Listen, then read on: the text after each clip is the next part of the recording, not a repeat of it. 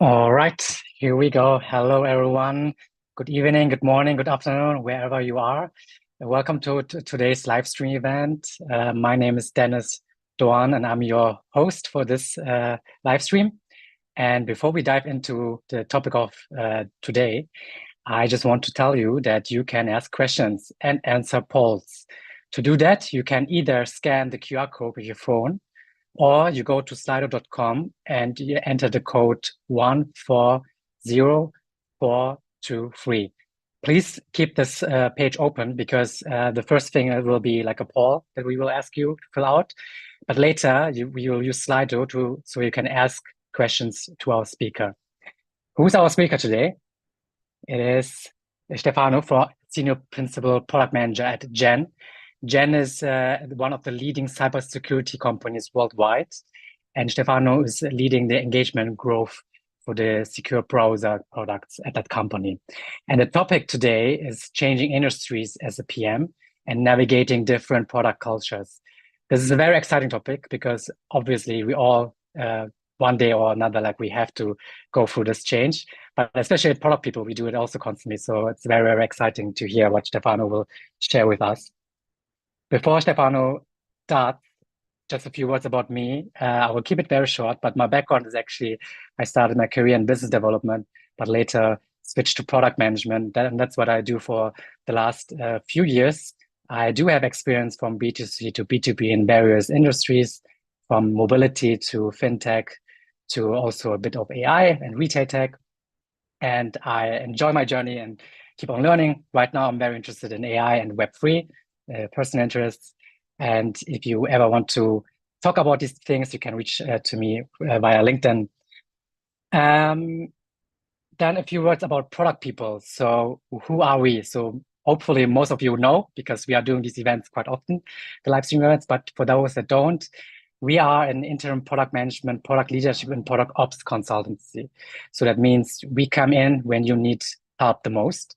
We have 42 in-house employees, and we help you, as I said just now, we help you in product management, in product leadership, and product operations. But this is the way, like how we say, how the way we make money. But we also give back because we gather the best speakers all over the world to have like free events for you, like offline events, in real life events all over Europe, and sometimes even outside of Europe. And we also do live stream events such as this one. We have a newsletter. So for us, sharing knowledge is super, super important. And we have a community of 33,000 members at that moment. And now we want to get to know you. So we have a question for you. And now it's also the time to use Slido. The question of today is, what's your favorite part about being a product manager? You have 5 options. The first one is product discovery. Second is solution design with engineers. Third, execution and go live. Fourth, experimentation and testing. And fifth, interacting with various functions. I can imagine that a lot of you like a lot of things, but here it's really important to choose the one that you like the most. I will give you a few seconds to choose your answer, and then I will share the outcome with everyone. All right, so I just got the notification that we have actually some technical issues, which means it's not possible to put your answer on this poll at the moment. But it's not like a big deal because we will go live in Slido in a few seconds or minutes. So to save time, we will skip this one. We come back to that in a second or later in the presentation. And then without any further ado, I will hand over to Stefano now to talk about the changing industries and how to navigate it as a PM. Okay, perfect. Let me share my screen, Dennis, and thanks a lot for the introduction. And welcome everyone to this conversation. I hope it's useful.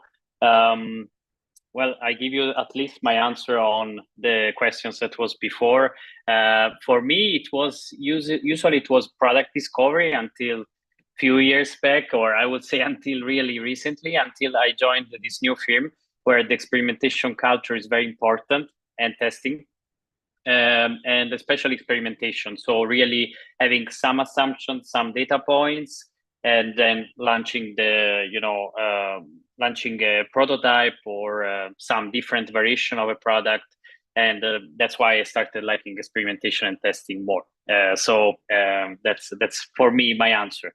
So we have around 30 minutes for my talk, and then we will do the Q&A. So I want to really focus mostly on the Q&A, but I want to share firstly a few things around me. So I'm from Italy, Rome. I'm based in Berlin currently. I'm working fully remote from Germany in general, but I live in Berlin. I was saying, as Dennis already said, I'm responsible for browser products in general. So we have a secure browser suite of products, and I'm responsible for engagement and growth. And most recently, also, I started working on the AI initiatives that we work, that we are developing also on the browser side. I have around 10 years of experience in the tech industry, even a bit more, mostly as a PM. And I love so much this work, to be honest, and product management, that I also started a few years back teaching some courses online in Italy. Product Heroes is an organization famous in Italy where they teach different courses around product management, but I also do it globally through Maven and other let's say schools. So yeah, that's for me. And let's go into the topic. So I thought about starting with my story and journey, so that you get at least an idea of how you can, from different backgrounds, starting from mine, you can really change industry, adapt to product cultures. That is one, I think, of the main pain points that many product managers have. I have a lot of feedback from colleagues that many don't manage to change industry. So either they become super specialized in the industry, then they get bored, that they struggle to find another job. And if that industry, for example, starts going down or having issues, then you have a problem because you are very specialized in something that is not growing. And I will touch about it because it's similar to a problem that I also had. And so, but the journey that I tried to do during these years had the logic in general. So I started working in strategy consulting many years back now. And there I was already involved quite a lot in tech projects and digital projects in general. I was really used also to work with clients and engineers, defining the strategy, of course, the business strategy, but also how to implement it technically. And so I was already really working at the intersection between business and technology, and I did it for around 5 years. And then I moved to Berlin. finleap, I don't know if you know the group, but in general, it's a big group of fintechs. I worked with Feeling Connect, that was a firm working in the B2B2C environment, let's say, in a fintech. I started as corporate development because this was the main step after strategy consulting. It's not easy to become a product manager immediately. You need to do some steps in the middle. And similar to Dennis, I was more into corporate development and business development at the beginning. But these roles have a lot of connection with the product. You need to understand the product, you need to understand the business, and the tech firm, you need also to understand the tech.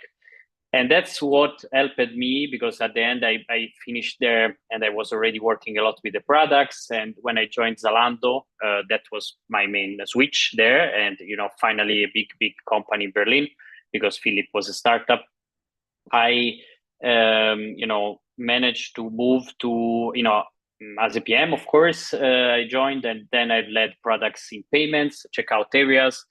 I also had some projects related to AI, but in general, this was my main focus. And, as you can see, I started building also this, during the years, this e-commerce, knowledge. But in general, I was specialized in this area. And then I think it made the big change was when I joined from Zalando to Gen. Because it's nothing to do with checkout, payments, e-commerce, finance, nothing, right? It's a cybersecurity company, it's the largest in the world, and it's an antivirus company originally that has a lot of suites of products in general, one of which is the browser product. And And browser, you probably use all Chrome. 90% of the people use Chrome in the world. That's more or less the market share, 85%. And the rest use a bit of Microsoft Edge. And then there are these secure and specialized browsers. And that's the niche of the market where Norton is focused. For people that are really tech savvy, that are really worried about security, and they really want to have more data friendliness, let's say. And that was my journey, right? More or less. And now let's go to how I arrived there, right? So what I was saying in this slide, what I want to say is that we have different firms, similar roles, but some core skills. So strategy consulting, I was a consultant. In finleap, I worked business corporate development, then in product, Zalando product, Gem product, but in general, I was always, I separated a bit the three areas of skills, and I will focus for now on the yellow ones and the green ones. So I always worked in mostly B2C or B2B2C projects. So if you ask me today, hey, you need to join a B2B company, for sure will be harder for me, the learning curve, and became more specialized in that. And, the world is very big of those. So there are many B2C and B2B2C companies that are very good ones. So there is opportunity in general. Now there were opportunities for me. I always worked close with tech firms, with the tech part, with engineers, a lot with leadership since the beginning. I've always been very proactive in working on the product strategy and in general the business strategy of the firm, because when I joined finleap in a startup, I really was working in stuff, reporting to the CEO and stuff. So I was defining the strategy with him. And later I worked, of course, I went to more operational roles, and that's fine because, it helped me to really understand the logics, the apps, the customer flows, right? And then when I went into product, I specialized in this whole thing. So I managed to really work end to end in product management. So I really I've never been a product manager only defining the roadmap with the engineer and the scrum master and doing the tickets that someone sent to you. I was really doing product discovery, product strategy, solution design with engineers, execution, testing, experimentation. So I managed to do all this stuff together during all these experiences. But I have to be honest with you, mostly with Zalando, that has a great product culture, and product people have worked already in the past. I know with Zalando, it's for sure very well. It's a great product culture firm.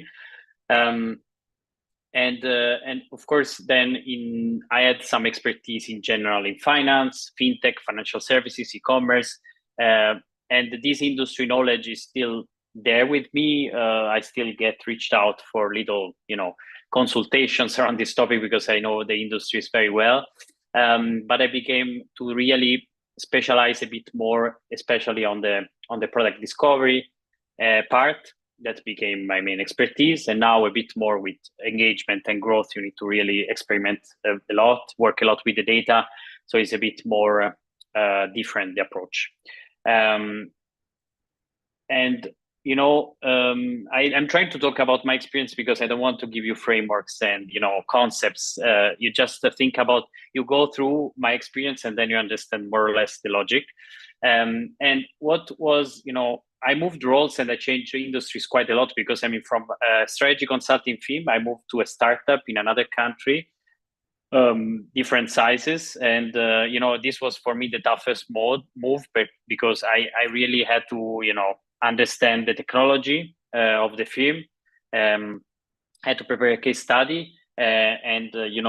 Before I was really high level talking in strategy consulting, and I had to do a step different for moving to finleap because I needed to really understand the product better. And it required a lot of study for me for the case study.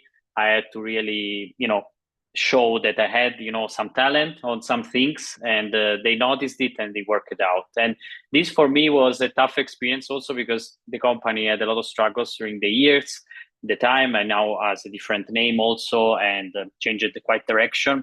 but I managed to go through it, especially COVID. So it was quite hard for me because I was just joining Berlin.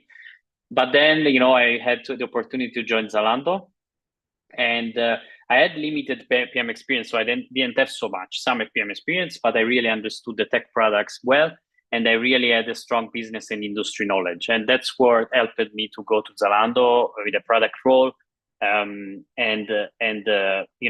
Basically, I really was lucky enough to drive end-to-end many initiatives. We launched basically 10, 15 payment methods worldwide in all the markets. We changed completely the checkout experience. We simplified the processes. We worked on the first AI initiative. So I was lucky to be in the growth moment of Zalando. In this case, it's luck, not because I envisioned it. It was luck. But of course, when I joined e-commerce and it was COVID, I understood that was an opportunity. That has been, I think, always my thing. I have a good intuition around the industry, how it's moving. And that's why at the end I decided to move on after Zalando, because COVID pandemic, was still was gone, sort of. We were really having back new life, and people got used to it. And people started changing behaviors. So they started buying a bit less online. E-commerce became less growth as before, more optimization. And to be honest, for me, I already had built the max that I could in Zalando, and it was hard to find new things to do. And I really need always some challenges, new things, new opportunities. So I was looking for a new opportunity. Even if the film was still, there were stuff to do, but for me it was enough. I felt that my job was done after around 3.5 years. And then I joined Gen, and how I moved to Gen, I think, was really around my product skills. So it's really and the performance on the interviews. So yes, I had different things that helped me. I'm very active on LinkedIn in general. I try to write, thoughts around general things around products, but also specific. And I'm never writing for selling something. It's just sharing knowledge, thinking, reasoning with people. And I think also Jen noticed it because they found me on LinkedIn. And so they thought, okay, this guy knows high level around product. And then I did the interviews, and it was really a focus on, a person that was very structured, data driven, know the flows, because also in browser, you need to understand the flows of the users, B2C experience, and experimentation, and growth mentality. So also they were looking at a person that understand the business in general very well, also the revenues, the profits. A lot of product managers don't know the business sometimes because they come from an engineering background. So it was a win-win. But I didn't know anything around cybersecurity, secure browser, nothing. And this was just well pitching from my side, I would say, but also trust of the firm during the interviews, because they asked me many things that could have happened during the work. And when I joined, I realized, that, okay, I think it makes sense. I didn't need so much. The experience of the industry is learnable, right? And this I tell everyone. And, of course, I started in Zalando teaching product management on the side. So I always tell people, if you feel that you can share knowledge with people, as product people does, as we do, as I do, it helps you a lot to learn more. Like, it's fun, but you are teaching someone. But in reality, when you're teaching, you are learning, because you are repeating things so much and you are structuring stuff that then if you apply it in your job, you are really more skilled than before. So for me, teaching means improving also for me, and also gathering feedback from people. That for me is critical. So that's also helped in Gen, I think. I took some more time of my free time, of course, to do so, but was helpful. It's a lot of text here because I thought, okay, maybe if I share the slides, some people can read it, but look at just the type of the companies. What I wanted to show here is that I moved, my experience is, so it's not for everyone the same, as I said, it's an approach. I always focused on corporate firms in general. So I was showing you, Accenture Strategy is a 65 billion revenues per year firm. My division, let's say at the time, was at least worldwide, I would say 5 billion, probably 10 billion. So, the strategy division. And startup, was around 1-2 digit million revenues in 2019-20, so it was really small. And then I moved to Zalando, corporate, 10 billion, Gen, another corporate, 4 billion revenues, right? So these are big firms, big brands. And I have to be honest with you, these helped a lot during my career and changing industries, because I was getting the interviews because of those brands many times, not necessarily because of the experiences that I had, because the brand helped. And especially from Gen side, they knew Zalando quite a lot, even if it was US. It's a US leadership firm. In Gen, I work with a leadership team from the US, and the tech team is in Europe. So it's US owned, the firm in general. But what I wanted to say is that the cultures, right? So the different firms and different product cultures. So Accenture Strategy, strategy consulting firm, it was very hierarchical, performance focused, quite competitive internally, and was focused, as I said, on the intersection between business, tech, and strategy, right? So I was already working a lot in tech, but it was very competitive and performance focused. When I arrived in finleap, it was less structured. Of course, it's a startup. Was focused a lot on the agile. It was pre-COVID, remember? So pre-COVID was another life. Firms companies were getting so much more funding, more money. Everyone was a bit more relaxed. And after the pandemic, the startups are not working as they were working before the pandemic. And I think, Dennis, you can confirm it. Everyone is not the same. And at the time, for me, was really hard to drive discovery. The processes weren't there, and it was following agile, the firm, but I think the problem was that it was B2B2C, so features requirements were coming from the businesses, but at the end, these businesses were not really understanding the end users so much, in my opinion, or at least the discovering. And so that's the complexity when you do B2B2C, because someone needs to talk with these end users, right? You cannot just think about the businesses. And then, after the pandemic, as I was saying, the company was different, and it was time to change. And then in Zalando, in my opinion, if I have to summarize, it's a great product discovery culture that's renowned everywhere in Europe, and was very fast in 2020, 2021, was really fast. The one that are saying, it's too slow, they're saying it maybe about now, but it's not before, right? Before was very fast. Right now it's a bit slower, but the point is that also the mindset is a bit different. There is, in the commerce world, there is need for optimizing a bit things a bit more, really having profits a bit more. And, the trend of the AI, honestly, between us in the commerce is not the main for now driver. AI, you can do many things, but in commerce is still struggling to find the right fit for AI, for generative AI, of course.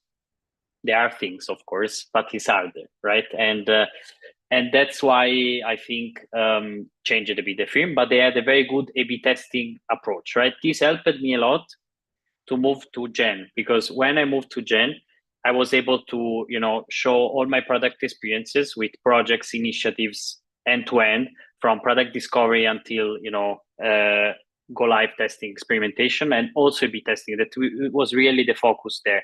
They really wanted to know how you would structure an A/B test, why you structure an A/B test, for what reason, how you will do an experimentation in a browser. They really wanted to understand if I had the basics.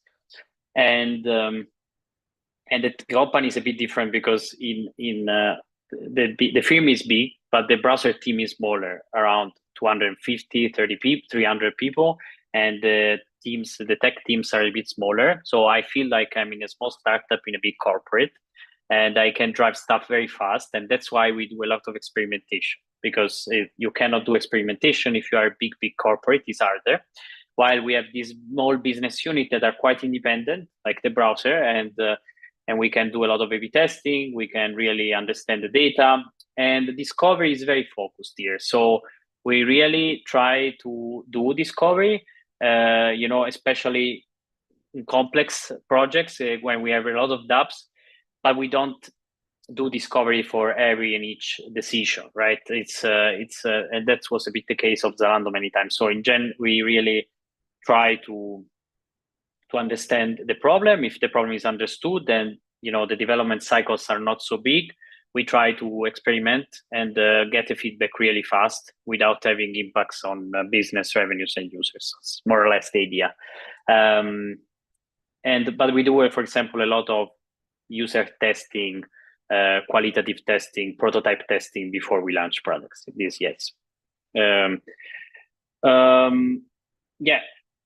Basically, what I wanted to share in the last 2 slides are my lessons learned for changing industry, and then the lessons learned for changing cultures, right?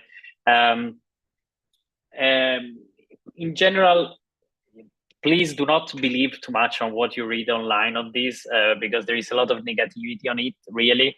And I try to say to everyone, it's possible to change industry, and I'm not just a case. Many people do it. Also, product people, for example, they work in this structure, right? They change industry, and the core structure is product skills, and then you apply it in different industries. So it's totally possible, but you need to have some basics. And that's what I tell everyone. Like, you really need to master the product management principles, especially on discovery. So you need to understand that you need to understand the problem, and then you think about the solution. That's very important.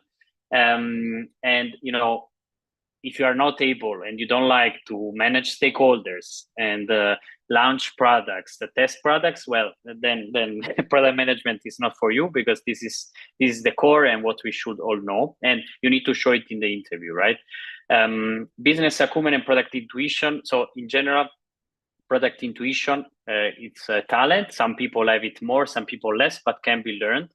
In general, you need to have some product sense. You need to understand when it's time to really do discovery and when not, and you cannot have always data to support you. So you need some intuition, and you need to have the capability to influence people and convince people. So that's why stakeholder management, you need to have some standing to say, hey, I want to do it for this reason and this reason, and maybe you don't have the data, but the opportunity is big, right? And this usually helps a lot when you have some business understanding, helps. So if you come from business, corporate development, this helps a lot. And finally, industry research and preparation. I've done also myself interviews to candidates. You can't imagine how many times you interview people that don't know anything and didn't even read one article around the field that they're interviewing about, not even one article. So I do whenever I change, I try to do interviews, I do an extensive preparation, right? And I try the products even if I can, I try the products, I try the flows, identify even the bugs, and, and I also, try to understand the business behind the film. And this helps a lot in changing industries, right? So core PM skills, business and product intuition, research and preparation, tech knowledge. From my expertise, I've read also other people saying that now a lot of firms are asking technical interviews. I don't know what they mean with technical interviews, but I hardly seen really asking you technical questions. They want to understand if you really understand some logics regarding cloud, regarding builds, how to test builds, how to launch them, how to test things. Yes, of course, right? The difference between story, epics, okay, these are important things, but in general, this is not the core, right? For you. And finally, the product cultures. So that's for me very important, right? So the general concept you have to learn from every environment you are. I moved from strategy consulting, very competitive, tough environment, to a startup environment pre-pandemic that was quite relaxed, to a post-pandemic environment in Zalando, where it was high growth company until it went a bit down, e-commerce side, and then to a new firm where there is a good balance for now, but there is a lot of pressures on profits because it's an American firm. They do quarterly reports in US. It's a company that is listed, and US companies, trust me, I really have another approach around quarterly profit shares. It's very important to hit the profit targets, and that's impacting a bit also your work as a PM. So in general, never fall back on what's worked in the past. You need to adapt to the new firm. When I joined Zalando, I did a lot of product discovery. I joined Gen, a bit less. but more experimentation. Great learning, you don't have to to force everyone to do discovery on everything and write in 15 documents. If the new firm doesn't have this mentality, you adapt to it. You should learn from fast-paced cultures. So in the sense that you should make some changes also with some sense, if the company is really fast-paced, there are probably some issues on the processes and the alignment, and then you can make some changes on that. And on the structured environments, you can first learn and say, okay, I'm going to apply the structured setting in some cases to the fast-paced environment, right? But in general, you need to stay open to new approaches. So, for example, I introduced, a bit more structure in the planning in the new firm that wasn't there. Also, a bit more structure on the documentation that wasn't so much there. But I accepted that the firm was more focused on experimentation, and I understood the value around it. And I stopped, forcing and convincing everyone that we should talk with users continuously, right? In some cases, you get the feedback in this industry browser that you can test stuff very easily. You get the feedback from data, and you can then ask also feedback qualitative if it's needed. So and the product culture that I want to say is that this is very important. Some people get crazy when they change industry and they find different product cultures. They're not able to adapt. They get depressed and they leave the firm. But you need to be open because everyone is approaching product management differently. There are no rules around it. In my opinion, there are some general logics, but not rules. And every industry is different, so you need to be adaptable. And that was it. I think I am perfectly in time. Yes, thank you very much, Stefano. Very insightful, and I could relate to many, many, many things actually. I would like to share again briefly our slides. Here we go. And for those that just joined and wonder who's this guy now talking, my name is Dennis. I'm from Product People, and I'm the host of today's live stream. And we had some technical issues in the beginning where we actually asked a question to you, which is what's your favorite part about being a product manager? But we do have an answer right now, so I don't want to keep it as a secret. I want to share it with you. So the majority of people said product discovery. So I imagined that this would be the outcome. To be exact, we got 33% of people said it, and all the other ones were like 70%. So it was like the highest was product discovery, and all the other ones were like on second place. Interesting, but understandable, I would say. Product discovery is quite fun. Then let's go to the Q&A. I saw already we got some very nice questions. Very exciting to ask them Stefano in a few minutes. But you still have time. So please scan the QR code that you see there, or go to slido.com and use the code 140423. And while you are thinking about questions you might ask or you want to ask Stefano, I want to briefly talk about what Product People is doing for the ones that don't know. So we have 3 pillars where we can help you. The first one is interim or fractional product management, or even product leader. We come when you need us the most, because sometimes you want to hire for a new role, but hiring always takes time, right? But business goals and business needs have to happen as fast as possible. So we can and we can immediately start, and we get on board very quickly, and we can help you out. One advantage is that we also prepare very good documentation. So once the full-time permanent product manager joins, we have amazing handovers that we can provide. The second thing is product coach, or like a consultant in general. So for example, you are building your product management team right now. You want to bring practices into your organization. That's also where we can help, right? So we have a lot of product management experiences. We know what is really needed, what is actually just a little bit fake, not fake, but you know what I mean? Like some things are more important than others, and we know it actually from our experiences. And the last one is product discovery, again, where we can help you with defining the MVP, defining low-code solutions, do like experiments with you.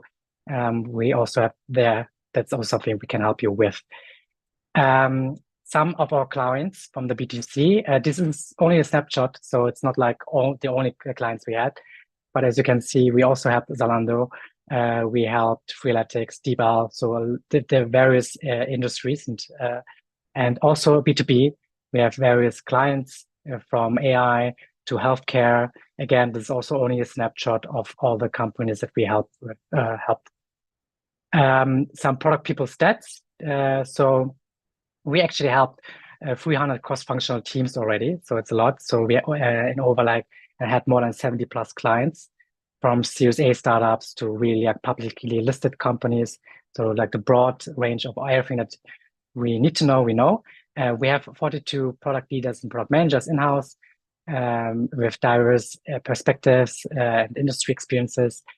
And something that we are really proud of is that 62% in our company are actually women, and out of them, 66% are in leadership positions. For us, diversity is super important, and that's what we practice what we preach, and so that's why we love to share this as well. And now we are going to the Q&A.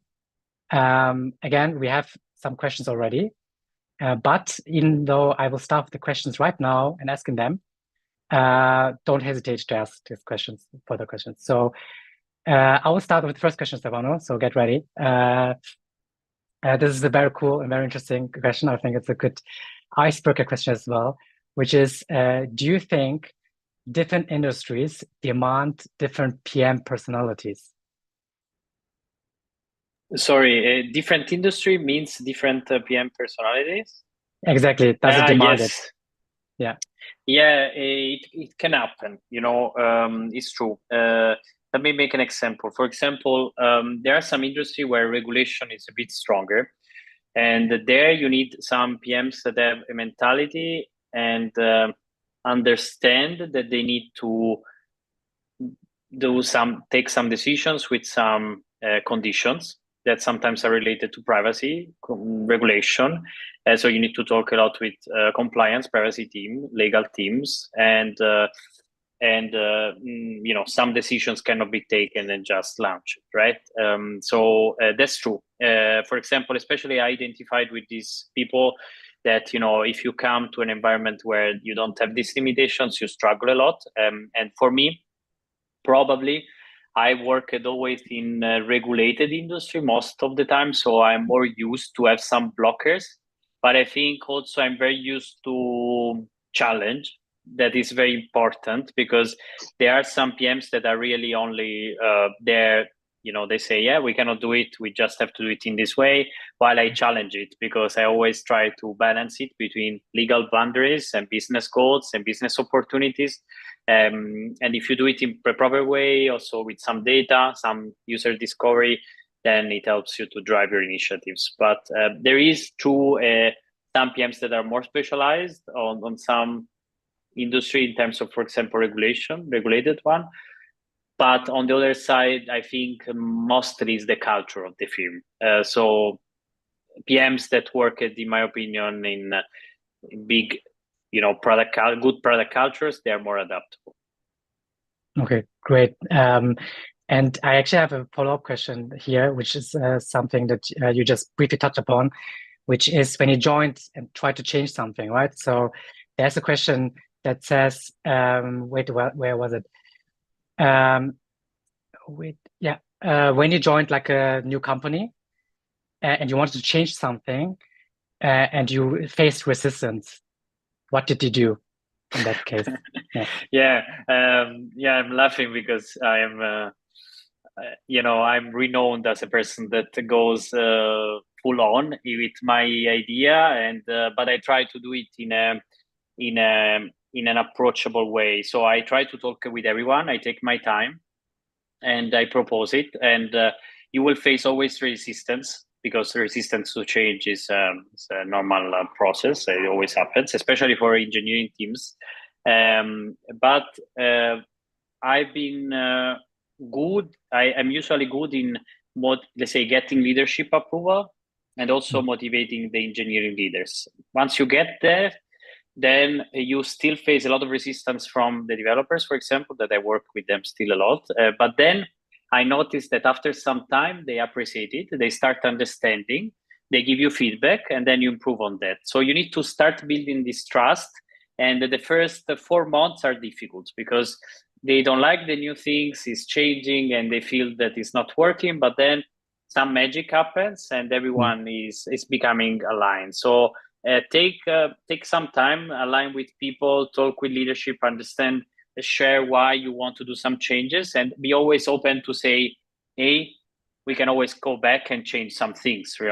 It's not the end of the world. And to be honest, I also change it happened to me 6 months later, I changed something and adapted. So but you need to accept that they're going to be also sometimes rude a bit with you, and especially engineers that have different characters from us, and not all, right? It's a generic thing, but many of have this character, and you just have to accept it as it is and show the results, and then you will get everyone on board.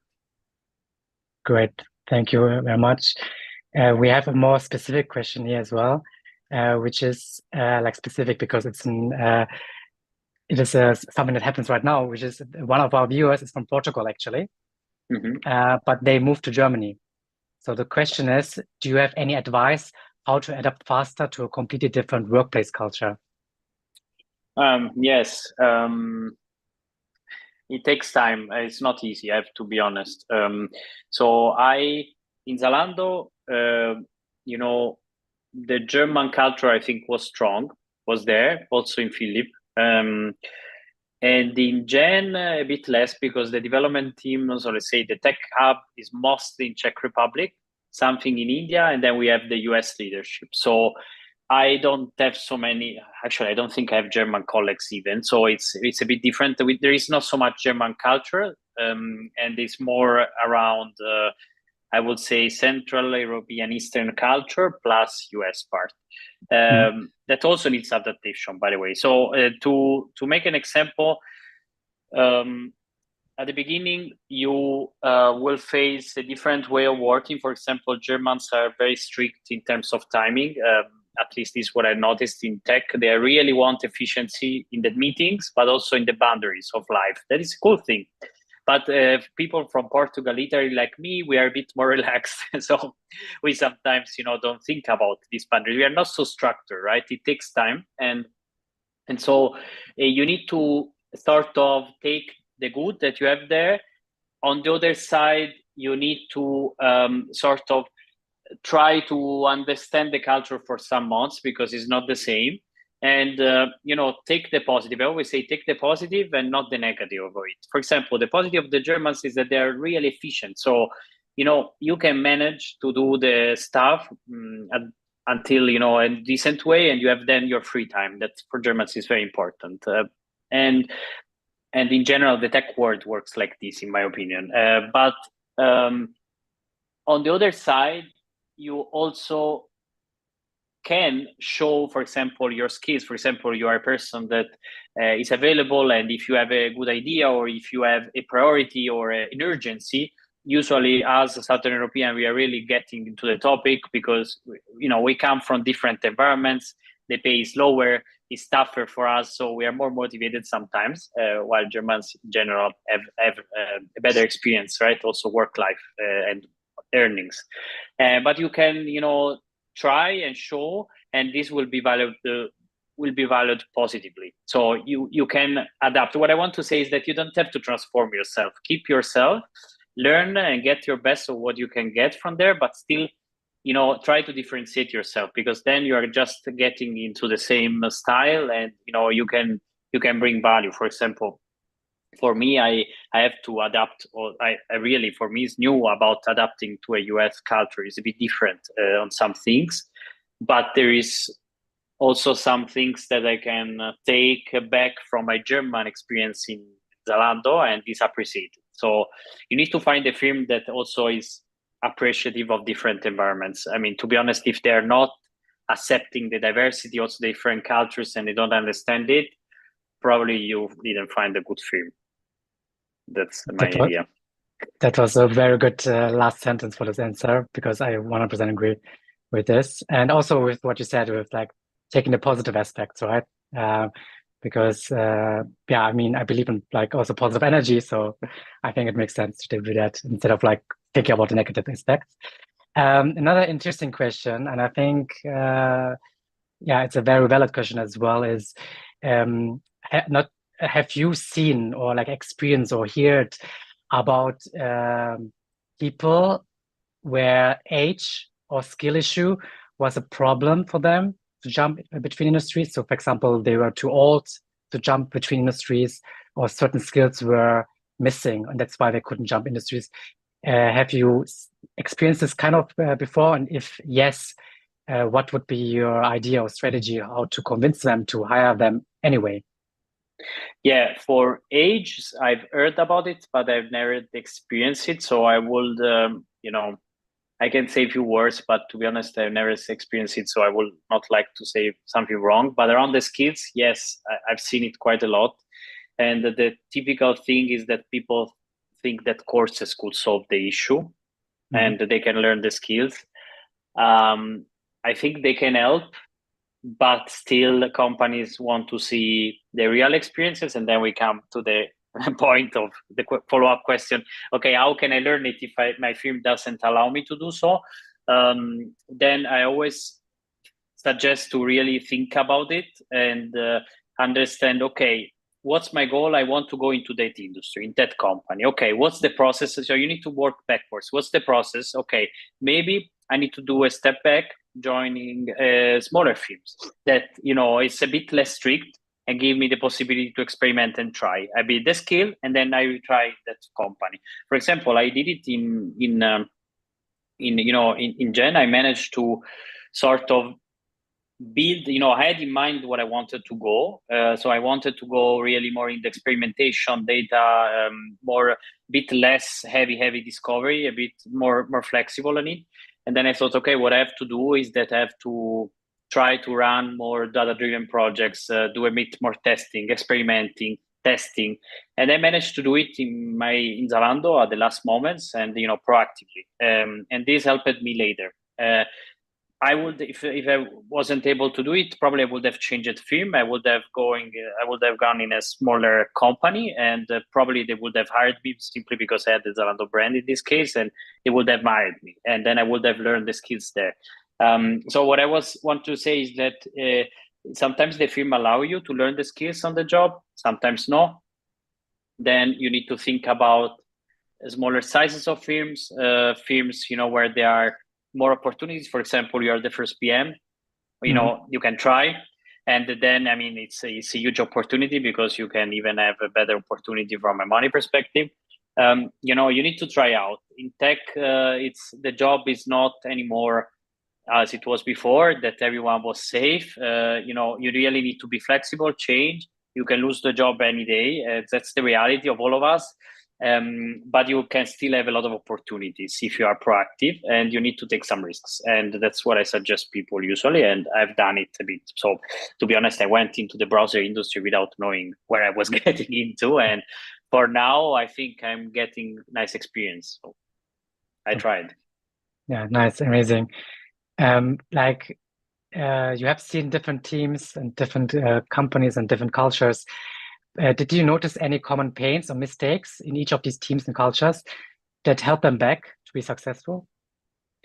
I'm thinking. I think usually the extremes. I find very successful companies or moments where they're well balanced. So either there were, for example, too much discovery leading in some cases to discovery paralysis. So you were not building anything, or you were doing discovery for just two features that you can try out, launch, and 1 day of development, 2 days of testing, another week for testing, and that's it, right? Without a big, without risking so much revenues, for example. I'm just giving an example, and they were doing, product discovery. While the other one at the extreme is that you forget completely around the users. You just build stuff that you think are right. And the same thing, extreme on focusing too much on agile principles, while people that do not think about agile principles at all, companies. When I found these extremes, then I start to feel not comfortable. And I always try to go into the balanced approach. Some of agile, some of discovery, some experimentation, some testing, some A/B testing, some qualitative testing, adapting a bit based on the needs of the film, but without getting into the extremes. And when films were going full on an extreme, this usually was an issue. Another thing is the overhiring, right? During the pandemic, after the pandemic, sorry, so many films hired too much, really too much. They thought, okay, the economy was bouncing back. And I think I always felt this worry, really, I felt that it probably was going to hit us in some way. And 2022 came, interest rates hiking, and the war in Ukraine that touched a lot of energy prices, everything went crazy. And people and all the firms started laying off, and the process is still continuing a bit.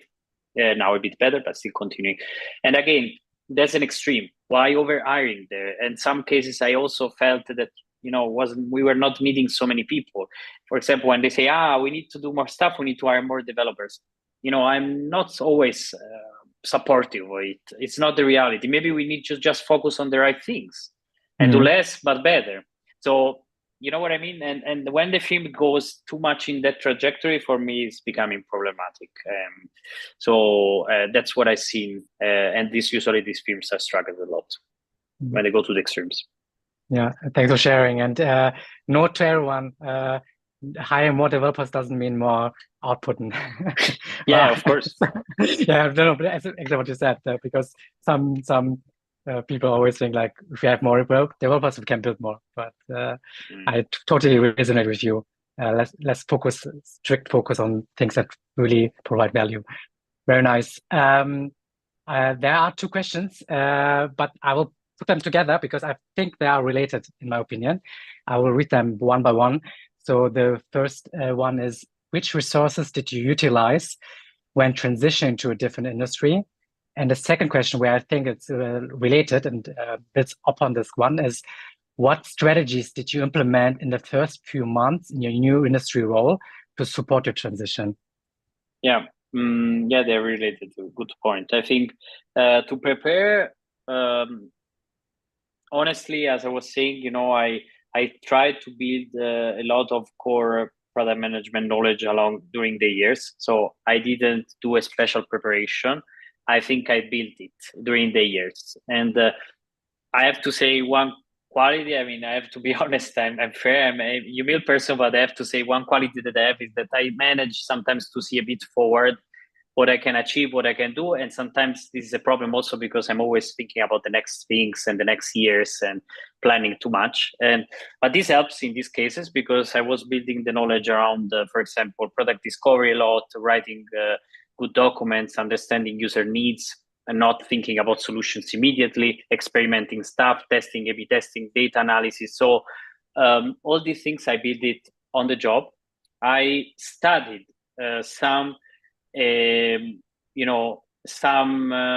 articles, newsletters, books. Yes, I've read some books, but just to enforce, to structure a bit my knowledge more, not to learn new things. I wanted to just have a bit more structure on every pieces so that I could also, sell myself a bit better when I was doing the interview. So it wasn't a preparation during the months, right? It was coming from years of preparation. So if you have never done good product management before, unfortunately, it's hard that you will get a nice product management job later, in my opinion. The second was around the, what was the second? Sorry, yeah. So the second one, what kind of strategies did you use in your first months? Yes. The strategy was for me trying to talk with people a lot. And this suggestion, I don't remember from whom I heard it. I think this was from Shreyas Doshi. Yes, from him. So I think it was him that was saying, that you need to talk with a lot of people and just really talk with everyone. And I was talking with a lot of people, having one-to-ones, but also chatting. because I wanted to understand a bit better the industry, the logic, the firm, and the positive, the negative. So I was trying to have an idea on that. And the other thing is that I was studying, high level reports around the industry. I was understanding a bit the market. I think you understand, Dennis, because you come from the business side, and it's very helpful to understand the market reports, market trends, the business value, the size of the industry, the trends. So this I always do it. I try to do it, but when I start the job, never before. When I start, because before you need to enjoy some vacations between 1-2 jobs, because you really need to start fresh. For I never do anything. And then when I start, I do this stuff, and I do also some extra work, to be honest, to study all this stuff. I don't do it in the 8 hours usually, because during the 8 hours I try to focus and talk with people and chat with them. And then usually I really jump. I throw myself into the sea, and I try, and I make a lot of mistakes, and I tell it to the leadership. But it's the only way for me for learning. And I don't know, a lot of people like it, and some people don't like it. But I really go because I really want to try. And I've been I've been lucky enough in all these films that leaders gave me the opportunity to try out, and also to share new ideas and new approaches to them within, of course, some boundaries. And so that's what I usually do. So in summary, not so much studying before the interviews, more learning in the previous years. And then when I'm there in the firm, I study a lot the market and the business, and I talk with a lot of people, and I start building my own thoughts, and I propose them, and I throw myself into the scene. Okay, very, very great. We have one last question, and then unfortunately it's already over, but, which is like when you decide to change industry or go to a different company, you go to the interview process, right? But it's the way I see it is always like, of course, it's a two-way. So it's not only like the company is interviewing you, but you also interview the company. What kind of questions or like information are you looking for to find out if this is the culture that you want to be with or work with? Yeah, I try to understand if they really have the good understandings around the product core principles. So product discovery, some agile logic, and testing, and culture in general. I try to understand if they really try to do it, if they just don't build because they think they're building it, because it's right to build stuff. And I usually ask specific questions to understand it. So I try to ask, okay, have you ever happened to you this situation when you had, for example, someone pushing from the top that we needed to build some products, how you reacted it, also to the product leaders, how much, for example, freedom you leave to product managers. For me, it's very important that they leave me freedom. They don't constrain me so much. I need some freedom to explore and try stuff within the product strategy boundaries. And so I ask it a lot. And also for me, of course, I ask around, I have a lot of hobbies, likely. So I really want some personal lifetime, and I cannot dedicate myself 200% of the work. I need some time. And I always try to understand what's the culture around it, if how are supposed product managers to work, how are they evaluated only on the performance, on the results, stuff like this. And for me, it's very important. I remember when I joined this firm, I had other 2 offers. So I was lucky enough to get 3 offers at the time. And, one was coming and the other 2 were there. But I understood from the interview process of one firm that they weren't aligned between them on my role. So one person thought I was more senior, another one less senior. They weren't sure if I would fit this seniority level. So the problem was that I realized that they weren't clear on the role. And that's another thing that I always try to check. Are you sure? What does it mean? Principal product manager, senior product manager, lead product manager, head of product. These are very big differences. And if they're completely unsure around it and they say, okay, we will see then when you join, then for me it's a no, right? Okay, then it's going to be a disaster when I join. And it happened to me. So they need also to be very clear around the product, the role in general. Great. Thanks so much, Stefano, for all your answers and all the insights that you shared with us. Please don't hesitate to reach out to Stefano if you have any other specific questions on LinkedIn. And before closing this live stream, we just wanted to say that we also have a newsletter. So here's the time to subscribe to our newsletter. We are sharing on a monthly basis about all things product. If you don't have the time to scan the QR code, check out our LinkedIn. We also share our product people newsletter there. And there's a sneak peek about next week. So next week, we are talking about finances for PMs, navigating financial terms for greater impact with Alex. He's a product and tech leader. So sign up already and be there. I think it's super, super valuable to learn about that as well. And again, Stefano, thank you very much for your time. I really appreciate it that you're here, and I wish everyone a good day wherever you are. See you around. Thank you. Thanks, Dennis, for everything.